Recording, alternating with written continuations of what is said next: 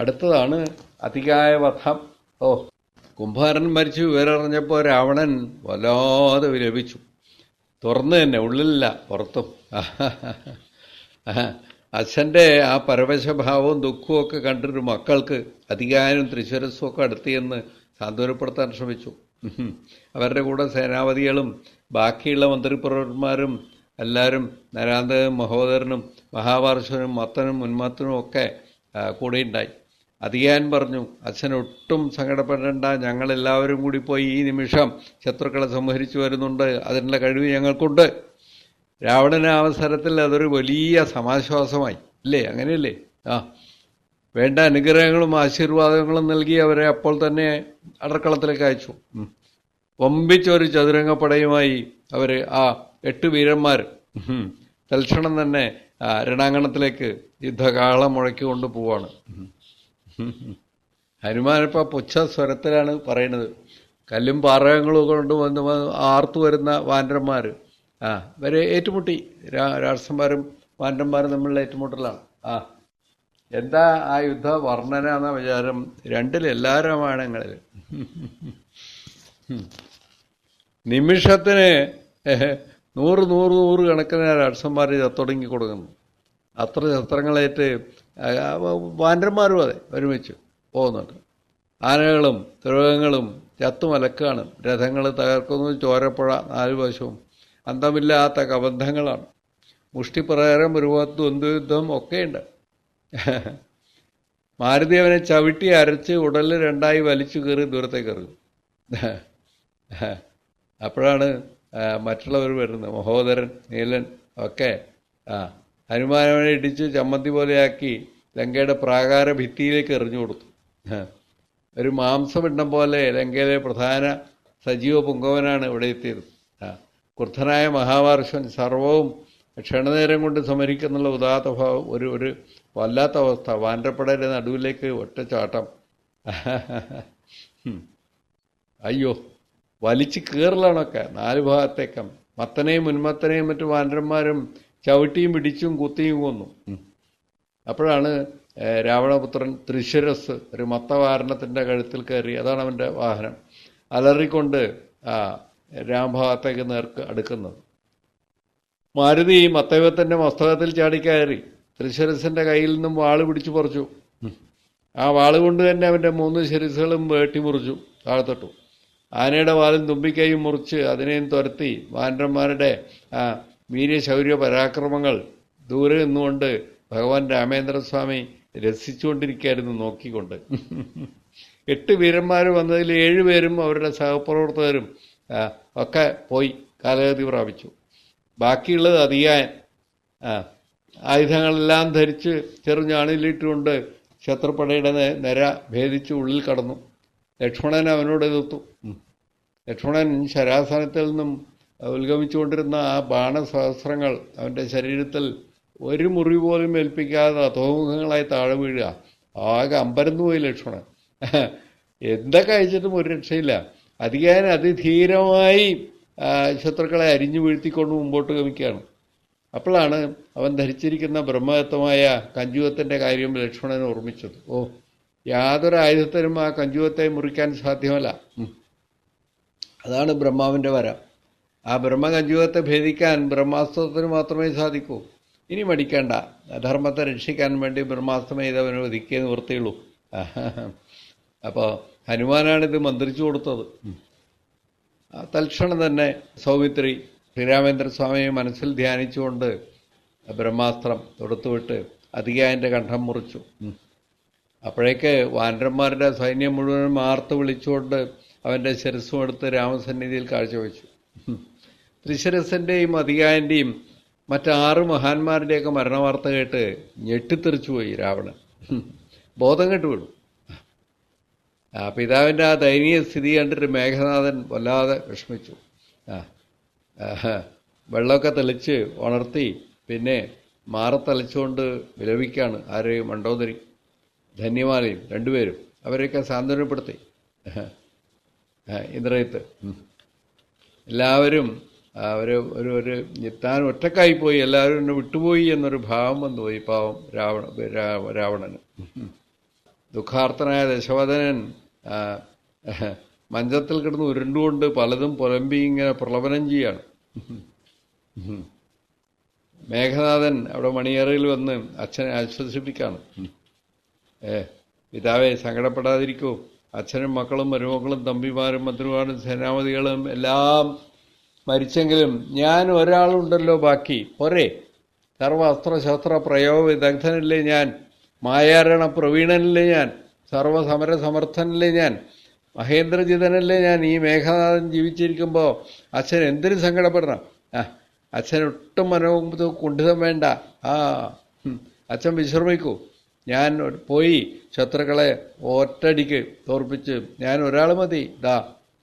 ഞാൻ പോവാണ് രണാങ്കണത്തിലേക്ക്. അച്ഛനെ അനുഗ്രഹിക്കുക മാത്രം മതി. രാവണൻ പുത്രനെ ഗാഢ ആലിംഗനം ചെയ്തു. എല്ലാ അനുഗ്രഹങ്ങളും നൽകി. നികുംഭിലയിൽ പ്രവേശിച്ച് ഹോമങ്ങളും പ്രാർത്ഥനകളും ഒക്കെ കഴിച്ചിട്ടാണ് പിന്നെ മേഘനാഥൻ്റെ പോക്ക്. മേഘനാഥനെ കുറിച്ച് ഞാൻ നേരത്തെ പറഞ്ഞതല്ലേ, അയാൾക്ക് കിട്ടിയ വരങ്ങളും കാര്യങ്ങളൊക്കെ.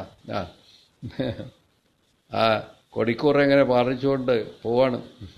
കനകമായ മണിരഥത്തിൽ സർവായുധ സമേതനായിട്ട് രംഗത്തേക്ക് പോകുന്നതാണ്. ഇന്ദ്രജിത്ത് രണ്ടാമത്തെ തവണയാണ് പോണത് യുദ്ധത്തിന്. രാമലക്ഷ്മണന്മാർ അറിഞ്ഞു, അവരും യുദ്ധസന്നദ്ധരായി. ലക്ഷ്മണൻ വാനരസേനയെ അണിനിർത്തി. സുഗ്രീവൻ, അങ്കദൻ, നീലൻ, നളൻ, ജാമ്പവാൻ, ഹനുമാൻ എല്ലാവരും കൂടി. രാമൻ പറഞ്ഞു, ലക്ഷ്മണ, ഇന്നത്തെ യുദ്ധത്തിന് ഞാൻ മുന്നിട്ട് ഇറങ്ങാം. മേഘനാഥൻ രണ്ടും കൽപ്പിച്ചു വന്നതാണ്. അവൻ മായാവിയാണ്. കഴിഞ്ഞ ദിവസത്തെ നാഗാസ്ത്ര പ്രയോഗം പോലെ വല്ല അധർമ്മ യുദ്ധമുറയെ അവലംബിച്ചാൽ അതുകൊണ്ട് ബുദ്ധിമുട്ടും. ഏതായാലും ഇന്നും നാളെയും കൊണ്ട് യുദ്ധം അവസാനിപ്പിക്കണം. 14 വർഷം തികയാനേ 2 ദിവസമേ ഉള്ളൂ. അതിനടുത്ത ദിവസം അയോധ്യയിലെത്തിയില്ലെങ്കിൽ ഭരതന്റെ അവസ്ഥ ഒന്ന് ആലോചിച്ച് നോക്കൂ. മേഘനാഥനുമായുള്ള യുദ്ധത്തിന് സൗമിത്രി പറഞ്ഞു, ഇതേ ജ്യേഷ്ഠൻ എന്നെ അനുവദിക്കണം. അതേ, മേഘനാഥനെ കൊല്ലേണ്ടത് സൗമിത്രി തന്നെയാണ്. അപ്പോൾ രാമൻ പറഞ്ഞു, നിന്റെ ആഗ്രഹം എങ്ങനെയാണ് അങ്ങനെ തന്നെ ആവട്ടെ. കാരണം സൗമിത്രിക്ക് മാത്രമേ ഇത് സാധിക്കൂ. രാമൻ യുദ്ധരംഗത്തും മാറി നിന്നു. വിഭീഷണ ഇന്ദ്രിയത്തിൻ്റെ മായാചലനങ്ങളെ രഹസ്യമായി സൂക്ഷിച്ച് അപ്പപ്പോൾ ഒക്കെ പറഞ്ഞു കൊടുക്കുന്നുണ്ട്. മേഘനാഥനും സൗമിത്രിയും അതിഘോരമായ യുദ്ധമാണ്. പിന്നെ വിസ്തരിക്കാനാവില്ല. എത്രയെത്ര ദിവ്യ അസ്ത്രങ്ങൾ, നാഗാസ്ത്രം, ഗരുഡാസ്ത്രം, ആഗ്നേയാസ്ത്രം, പർജന്യാസ്ത്രം, വായവ്യം, ഐന്ദ്രം, വാരുണം ഒക്കെ തകർക്ക. അന്യോന്യം യുദ്ധം മുറുകി മുറുകി മുറുകി മുറുകി. ലക്ഷ്മണൻ്റെ ആ നിശ്ചിത ബാണങ്ങളുടെ മുമ്പിൽ മേഘനാഥന് ചിലപ്പോൾ പിടിച്ചു നിൽക്കാനാവുന്നില്ല, ചിലപ്പോൾ ലക്ഷ്മണന് പറ്റുന്നില്ല. എത്രയോ അവിടെ വധം നടന്നു. ധ്വജം മുറിഞ്ഞ് താഴെ പതിച്ചു, രഥം തകർന്നു, ലക്ഷ്മണൻ ക്ഷീണിച്ചു. സുഗ്രീവൻ സുശേഷനോട് പറഞ്ഞു, യുദ്ധത്തിൽ രാമലക്ഷ്മണർ വളരെ ക്ഷീണിച്ചിരിക്കുന്നു, തൽക്കാലം അവർക്കൊരു വിശ്രമം വേണം. അതുകൊണ്ട് അങ്ങ് അവരെയും കൊണ്ട് നേരെ കിഷ്കിന്ധയിലേക്ക് പോവുക. സഹായത്തിന് വാനരന്മാരെയും കൂട്ടി പോയിക്കോളൂ. അതിൻ്റെ ഇടയിൽ രാവണനെ വധിച്ച് സീതാദേവിയും കൊണ്ട് ഞാൻ വരാം. ഹനുമാനൊന്നും മന്ദഹസിച്ചു. ആ സമയമാണ് ഇന്ദ്രജിത്ത് ഘോരനാശകമായ നാരായണാസ്ത്രം അഭിമന്ത്രിച്ച് ലക്ഷ്മണന്റെ നേർക്കയക്കണം. സപ്താക്ഷരി മന്ത്രം ജപിച്ച് ലക്ഷ്മണനെ തടുത്തു. ആ ബാണം ലക്ഷ്മണനെ 3 പ്രദർശനം വെച്ചതിന് ശേഷം അവൻ്റെ ആവനാഴിയിൽ ചെന്ന് അഭയം നേടി. അതുകൂടി കണ്ടപ്പോൾ മേഘനാഥൻ ആകെ അമ്പരന്നു. കപടയുദ്ധം, മായായുദ്ധം മാത്രമേ ഇനി കരണീയമായിട്ടുള്ളൂ എന്നുറപ്പിച്ചു. പെട്ടെന്ന് അവൻ അന്തരീക്ഷത്തിൽ അന്തർധാനം ചെയ്തു. മേഘമറവിൽ നിന്നുകൊണ്ട മേഘനാഥൻ സംഹാരശക്തമായ മഹാബ്രഹ്മാസ്ത്രം പ്രയോഗിച്ചു. അതിൻ്റെ മാരകശക്തിയിൽ ലക്ഷ്മണനും മർക്കട സമൂഹമൊക്കെ ബോധം നശിച്ചു, വീണു, എല്ലാം നിലംപതിച്ചു. രണാങ്കണം നിശബ്ദമായി, നിശ്ചലമായി. ബ്രഹ്മാസ്ത്രം കൊണ്ട് വേണം പ്രതിരോധിക്കാൻ. അങ്ങനെ ചെയ്താൽ 2 അസ്ത്രങ്ങളും സംഘടനം ഉണ്ടാവും എന്നറിയാലോ. എല്ലാം നശിക്കാം. അത് പാടില്ല, അധർമ്മാണ്. അതുകൊണ്ടാണ് രാമേന്ദ്രൻ മടങ്ങി നിന്നത്. ബ്രഹ്മാസ്ത്രയെ കൈവണങ്ങി നിലത്ത് വീണു. ശത്രുസംഹാരം നടത്തി ജയിച്ചവനായിട്ട് ഗംഭീരമായി ആലിംഗനം ചെയ്തു പിന്നെ രാവണൻ മേഘനാഥനെ.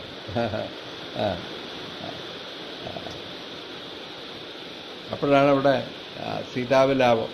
മറ്റൊരു വശത്ത് രാമലക്ഷ്മണന്മാരും വാനര സമൂഹമൊക്കെ ഒന്നിറങ്ങുന്ന നശിച്ചു. പെട്ടു, വിഷമിച്ചു എന്ന് മൈഥിലിയെ ധരിപ്പിച്ചു. അവർ ആ പുഷ്പവിമാനത്തിൽ കയറ്റി ഈ സ്ഥലത്ത് കൊണ്ടുവന്ന് ബോധം കെട്ട് കിടക്കുന്നവരൊക്കെ കാണിച്ചു. രാക്ഷസ സ്ത്രീകൾ അവർ വിമാനത്തിൽ കയറ്റി കാണിച്ചു വിസ്തരിക്കുന്നു. ഇതാണ് വല്ലാത്തൊരു അവസ്ഥ.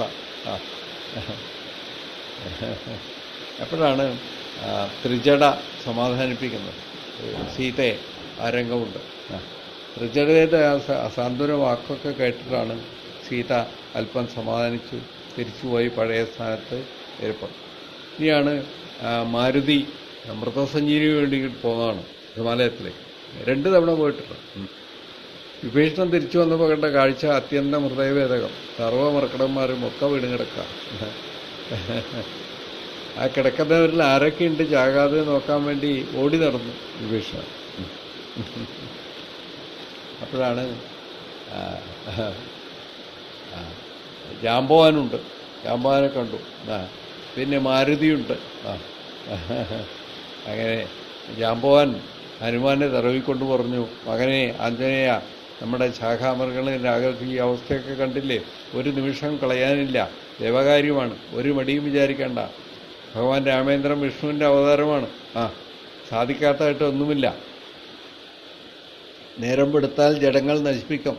അതുകൊണ്ട് അതിനു മുമ്പ് അവിടെ 4 ദിവ്യൌഷധങ്ങളുണ്ട്. ശല്യകരണി, വിശല്യകരണി, സന്താനകരണി, മൃതസഞ്ജീവനി. മരിച്ചതിന് തുല്യം മോഹിച്ചു കിടക്കുന്നവരെ ജീവിപ്പിക്കുന്ന സിദ്ധ ഔഷധങ്ങളാണ്. പിന്നെ മൃതസഞ്ജീവനി അനവധി സഹസ്രം നാഴിക ദൂരം പോകണം. പക്ഷേ അതിൻ്റെ വിവരണം മുഴുവൻ കൊടുക്കുന്നുണ്ട്. സംയമനിയുടെ പൂർവ്വഭാഗത്താണ് ഇന്ദ്രാദികൾ വാഴുന്ന ദേവലോകം, അനന്തമായ ബ്രഹ്മാണ്ടം. ഒക്കെ പറഞ്ഞു കൊടുത്ത് വേണം, എല്ലാം ധരിച്ചിട്ട് വേണം നീ ഋഷഭപർവ്വതത്തിലേക്ക് പുറപ്പെടാൻ. ഇല്ലെങ്കിൽ ദിഗ്ഭ്രമം ബാധിക്കും. അങ്ങനെ പോവാണ്. ഹനുമാൻ ബ്രഹ്മപുത്രൻ ജാമ്പവാന്റെ പാദങ്ങളെ നമസ്കരിച്ച് രാമേന്ദ്രസ്വാമിയെ മനസ്സിൽ ധ്യാനിച്ചുകൊണ്ട് എല്ലാ അനുഗ്രഹങ്ങളും സ്വയം ഇൻവോക്ക് ചെയ്തുകൊണ്ട് ഹനുമാൻ രാമമന്ത്രം ജപിച്ച് വിജൃംഭിച്ച് ഒറ്റയെടുത്തൊരു ചാട്ടം. നിമിഷ നേരം കൊണ്ട് ഉയർന്ന ആകാശമണ്ഡലത്തിൽ അപ്രത്യക്ഷനായി. അപ്പോഴാണ് രാവണൻ കാലനേമിയെ സമീപിച്ച് കാലനേമിയെ അയച്ച് തടസ്സം സൃഷ്ടിക്കാൻ ശ്രമിക്കുന്നത്. കാലനേമിയാണ് കംസൻ ആയിട്ട് വരുന്നത് പിന്നീട്.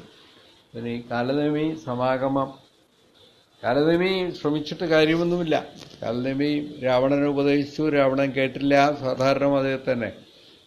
എന്നാൽ ഹനുമാന്റെ കൈകൊണ്ട് മരിക്കുന്നതാണ് ഇതിലും ഭേദം, രാവണന്റെ കൈ കൊണ്ട് മരിക്കുന്നതിലും ഭേദം. അതുകൊണ്ട് കാലനേമി പോയി, സിദ്ധന്റെ വേഷത്തിൽ പോയി. അവിടുന്ന് തടസ്സം ചെയ്തു. പക്ഷേ മാരുതിക്ക് അതൊന്നും ഏശിയില്ല. മരുന്നും കൊണ്ട് മാരുതി വരുന്നതാണ് അടുത്ത രംഗം. കാലനേമിയെ കാലിനൂർക്കയച്ച ശേഷം ഹനുമാൻ ഒട്ടും വൈകാതെ എത്തി. മാർഗമധ്യേ പാലാഴിയും സത്യലോകവും കൈലാസവും കണ്ടു വന്ദിച്ചു. ഒടുവിൽ ഔഷധസഞ്ചയങ്ങൾ സ്ഥിതി ചെയ്യുന്ന ഋഷഭശൈലത്തിൽ ചെന്നു. അവിടെ മുഴുവൻ പരിശോധിട്ടും മൃതസഞ്ജീവനി ഔഷധവിന് കാണാൻ കഴിഞ്ഞില്ല. അപ്പം ആണ് കോപനൈരാശ്യത്തോടുകൂടി ഋഷഭപർവ്വതത്തെ തന്നെ കുത്തിപ്പറിച്ച് ആ പർവ്വണ ശശിബിംഗം കണക്കെ ഒറ്റ കയ്യിലെടുത്തുകൊണ്ട് നേരെ ലങ്കയിലേക്ക് ചാടി. ആ പർവ്വതത്തിൽ മൃതസഞ്ജീവനി ഉള്ള ഭാഗമുണ്ടല്ലോ, ഏതാണെന്ന് ഹനുമാനും വിഷ്ണു അറിയാൻ പാടില്ല. ജാമ്പവാന് ഒന്നും കാണാൻ കഴിയുന്നില്ല രാത്രി. ശല്യകാരിണി, വിശല്യകാരിണി, സന്താനകാരിണി, മൃതസഞ്ജീവനി 4 ഔഷധങ്ങളും കൂടി ആ ഗിരിശൃംഗം കൊണ്ടു നടന്നു. അപ്പോഴാണ് മൃതപ്രായരെ കിടന്നിരുന്ന രാമലക്ഷ്മന്മാരും വാനരവൃന്ദവും ഒക്കെ ജീവിച്ചെണീറ്റു. ജാമ്പവാന്റെ കണ്ണിന് കാഴ്ച സിദ്ധിച്ചു. വിശല്യകാരിണിയുടെ കാറ്റേറ്റ് ദേഹത്തിൽ തെറച്ചു കയറിയിരുന്ന അസ്ത്രങ്ങളൊക്കെ തെറിച്ചുപോയി. സന്താനകർണിയുടെ കാറ്റേറ്റ് അസ്ത്രശസ്ത്രങ്ങൾ മൂലമുണ്ടായ മുറിവുകളെല്ലാം കൂടിപ്പിടിച്ച് ഉണങ്ങി. ശല്യകരണിയുടെ കാറ്റേറ്റ് മുറിവുകളെല്ലാം പാടുകളെല്ലാം അപ്രത്യക്ഷമായി. അപ്പോഴും നേരം വെളുത്തിട്ടില്ല. മനസ്സിലായോ? അവിടെ എല്ലാം കഴിഞ്ഞ രാത്രിയിൽ തന്നെ ഹനുമാൻ ആ പർവ്വതത്തെ തിരിച്ചുകൊണ്ട് യഥാസ്ഥാനത്ത് ഉറപ്പിച്ചു. അതാണ് ആശ്ചര്യം. ഇതാണ് ഞാൻ നേരത്തെ പറഞ്ഞത്. ഹനുമാൻ ചെയ്ത കർമ്മം ആർക്കും സ്വപ്നത്തിൽ പോലും ചിന്തിക്കാൻ പറ്റില്ല. അത് സാധിക്കും, ആർക്കും സാധിക്കും. അത്ര ഒരു ഇൻസ്പയർഡ് ഗോളുണ്ട്. അങ്ങനെ ഒരു ഭാവമുണ്ടെങ്കിൽ, ടോട്ടൽ കമ്മിറ്റ്മെൻ്റ് ഉണ്ടെങ്കിൽ. ത്രിമൂർത്തികളെ വണങ്ങി പ്രഭാതത്തിന് മുമ്പ് ദാശരഥിയുടെ മുമ്പിൽ തിരുസന്നിധിയിൽ മടങ്ങിയെത്തി. ഇപ്പം ഇവിടെ നിർത്താം. ഇതിനെക്കുറിച്ച് എത്രയാ സാഹിത്യ കൃതികൾ എന്നറിയോ ഈ ഭാഗങ്ങളൊക്കെ. പിന്നെ എത്ര വായിച്ചാലും മതിവരാത്ത ഭാവങ്ങളാണ്. ഹരേ രാമ രാമ രാമ ഹരേ ഹരേ, ഹരേ കൃഷ്ണ കൃഷ്ണ കൃഷ്ണ ഹരേ ഹരേ. ഹരി ഓം. ശ്രീ ഗുരുഭ്യോ നമഃ. നമഃ പരമർഷിഭ്യോ നമഃ പരമർഷിഭ്യ. ഹരി ഓം.